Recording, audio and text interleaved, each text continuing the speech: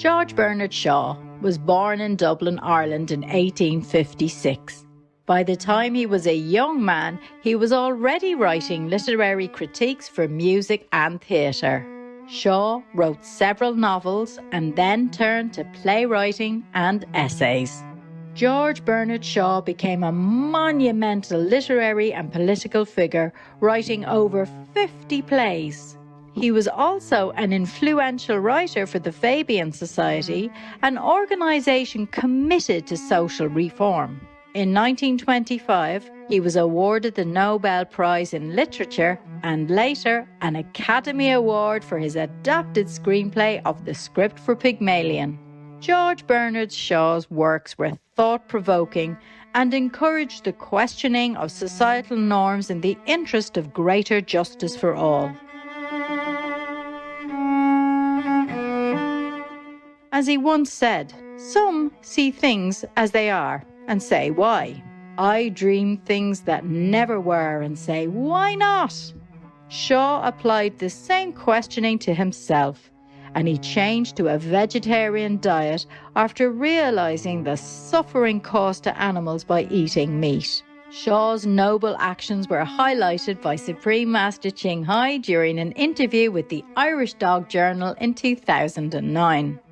And people are not aware because nearly all of this inhumane treatment of animals takes place behind windowless walls where no one can see. We're not even allowed to see it, yes? So the renowned Irish playwright and Nobel laureate George Bernard Shaw has said, "I do not want to make my stomach a graveyard of dead animals." You see, the ones who are aware, they don't touch meat, yes. Just like when we are aware, we switch completely. Today, we are going to present to you Art Teaching from a Treatise on Parents and Children, a collection of essays about various topics between children and parents. Although written 100 years ago, many of the concepts he illustrated are still relevant in modern society.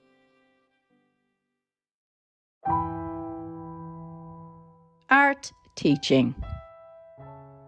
The attempt to suppress art is not wholly successful. We might as well try to suppress oxygen. But it is carried far enough to inflict on huge numbers of people a most injurious art starvation, and to corrupt a great deal of the art that is tolerated. The dearth is artificially maintained, even when there are the means of satisfying it. Storybooks are forbidden. Picture postcards are forbidden. Theatres are forbidden. Operas are forbidden. Circuses are forbidden. Sweetmeats are forbidden. Pretty colours are forbidden. All exactly as vice is forbidden. The creator is explicitly preyed to and implicitly convicted of indecency every day. An association of vice and sin with everything that is delightful and of goodness with everything that is wretched and detestable is set up. All the most perilous and glorious appetites and propensities are at once inflamed by starvation and uneducated by art.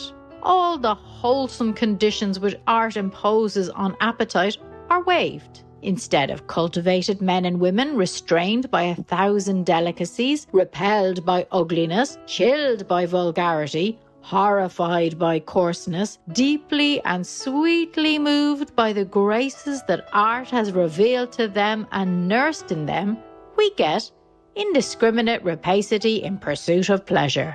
We have a continual clamour for goodness, beauty, virtue, and sanctity, with such an appalling inability to recognise it or love it when it arrives that it is more dangerous to be a great prophet or poet than to promote 20 companies for swindling simple folk out of their savings.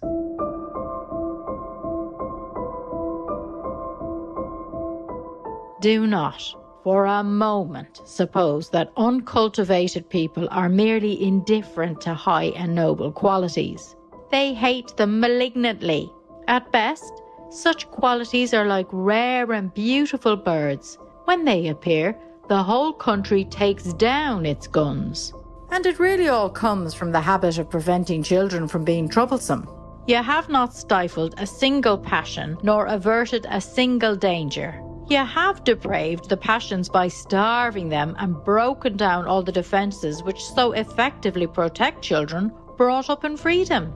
You have men who imagine themselves to be ministers of religion openly declaring that when they pass through the streets, they have to keep out in the wheeled traffic to avoid the temptations of the pavement. You have them organising hunts of the women who tempt them, poor creatures whom no artist would touch without a shudder, and for the abolition of pictures, statues, theatres and pretty colours. And incredible as it seems, these unhappy lunatics are left at large, unrebuked, even admired and revered, whilst artists have to struggle for toleration. To them, an undraped human body is the most monstrous, the most blighting, the most obscene, the most unbearable spectacle in the universe. To an artist, it is, at its best, the most admirable spectacle in nature and, at its average, an object of indifference. If every rag of clothing miraculously dropped from the inhabitants of London at noon tomorrow, say as a preliminary to the Great Judgment, the artistic people would not turn a hair, but the artless people would go mad and call on the mountains to hide them. I submit that this indicates a thoroughly healthy state on the part of the artists and a thoroughly morbid one on the part of the artless. In short, we all grow up stupid and mad to just the extent to which we have not been artistically educated. It is becoming exceedingly grave at present, because the last ray of art is being cut off from our schools by the discontinuance of religious education. Gentle viewers, thank you for your company today on Words of Wisdom.